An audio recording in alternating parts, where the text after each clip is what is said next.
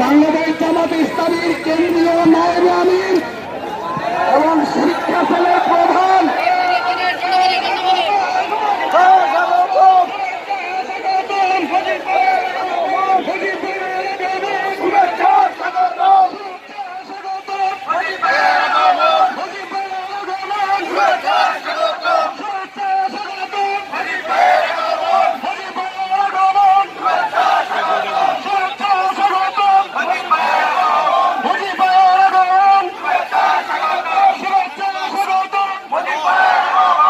সংগ্রামী সহযুদ্ধবৃন্দ, আপনারা দেখছেন ইতিমধ্যে আমাদের এই কর্মসূচির সাথে একাত্মতা ঘোষণা করে বক্তব্য রাখতে উপস্থিত হয়েছেন বাংলাদেশ জামাতে ইসলামীর কেন্দ্রীয় নায়েবে আমির এবং শিক্ষা সেলের প্রধান জনানন্দিত নেতা সাবেক এমপি অধ্যাপক মুজিবুর রহমান ভাই।